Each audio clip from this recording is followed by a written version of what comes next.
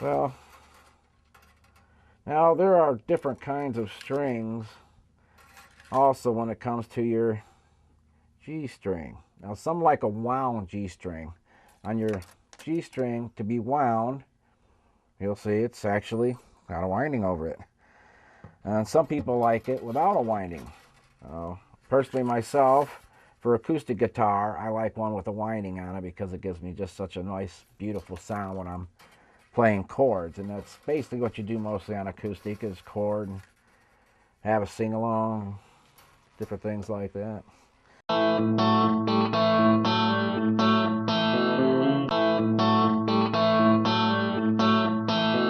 Okay, now we got everything clipped off. We got our strings all set up.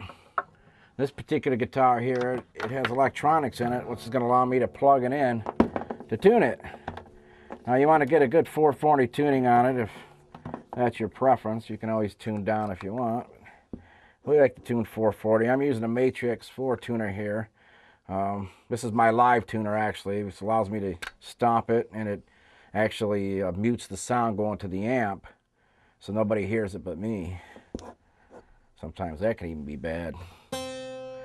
So what we're going to do is tune this thing up. Like I said, we're going to tune it to a 440. And when you tune your guitar, what you want to do is get everything close to start with. And then once you get everything close, you want to go back and you want to stretch your strings. What's going to happen if you play the guitar and you don't stretch your strings? It's going to constantly be going out of tune. So you want to make sure you hold those pegs in. You don't want those to come flying out on you. Take each string, just give it a couple of tugs, like that right there. And what that's doing is it's seating the string.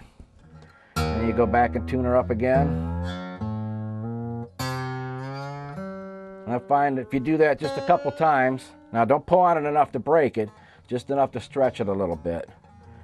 And you find you do that a couple times, and your guitar will stay in tune a lot easier and a lot longer. Now what I'm going to do is tuning this thing up. If you look at the meter here, you'll see it has a flat and it has a sharp. And what we want to do is get it right dead in the center.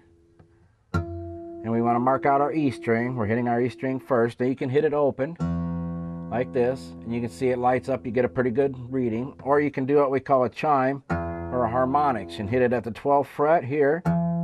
Or you can also hit it at the 5th fret here. Either way. Or you can just hit it open. Now what you want to do is when you're close, you want to bring the string down, just to tune it just down just a little bit, and then bring it up to where it's in tune. And that'll allow your tuning to stay in, and it seats your winder. So hit that string, and we want to look for it right dead in the center. Remember, bring it down, bring it back up. You can see in the meter here, just coming up.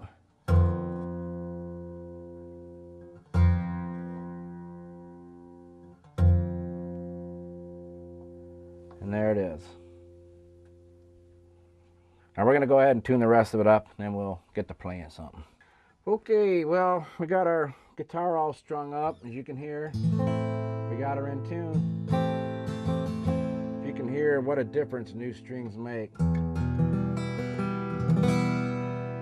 That's no effects, no reverb, no nothing. Just the sound of a 1966 Aspen guitar.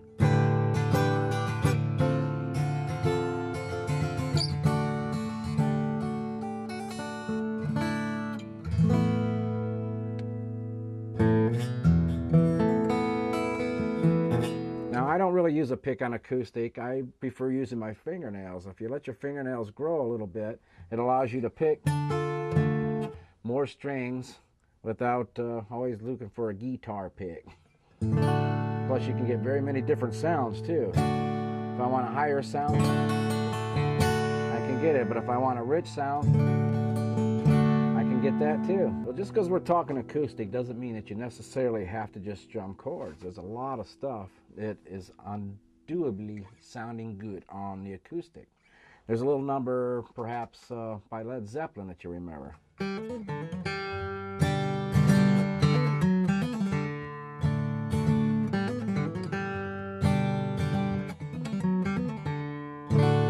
So let's take a look at it. All it is rolling our fingers.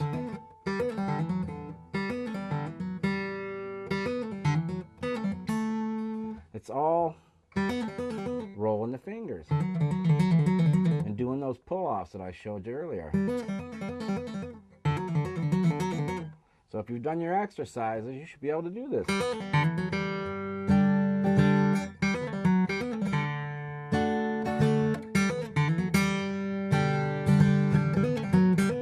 Now what we're going to do is stuff that's old, stuff that's new, stuff that's raw, stuff that's blue.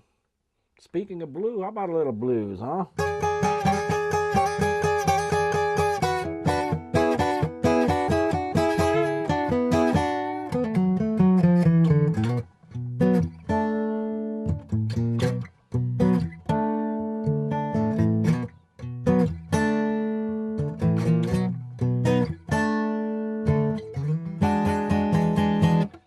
That's just a little blues riff, but you can play that kind of stuff any place on the neck. Just take yourself a little boogie and start slowing it down. And when you get to where you're just about crawling, then you're playing blues. Down low.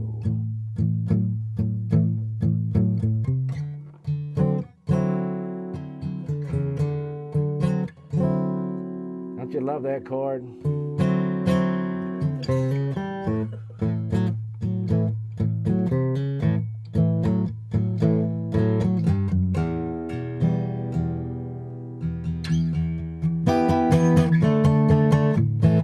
All right, I'm going to show you that chord. That's what they call the bluesy chord. Instead of playing a bar chord up here, where you would normally play if you were Ted Nugent, we're going to call this our diminished seventh. And you'll see it in just about all your good blues songs. Take, for instance, Cross. What's it called? Cross what?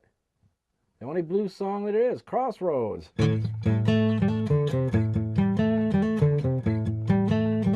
Of course, we speed it up. There's that chord.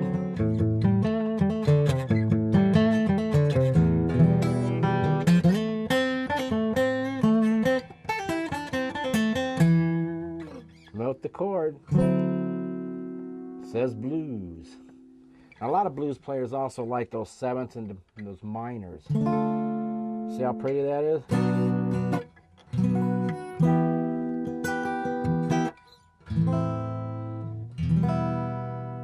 They sound bluesy when you play minors.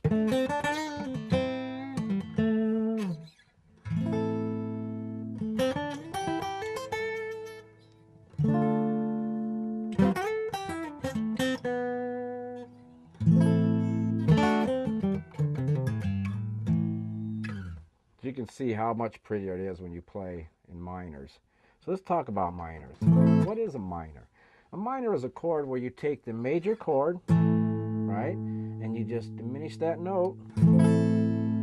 Hear the difference? That's only a difference of one note. You hear the difference?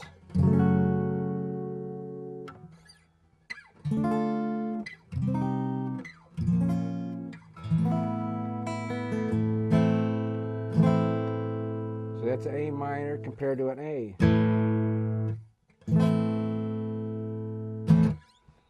So anytime you can try it, just go out there and instead of playing a major in a spot, try to put that minor in there, or that dog a minute, or those sevenths. Just try to mix those in with your major chords, and you'll find out what a big difference it makes in the quality and sound of what you're playing.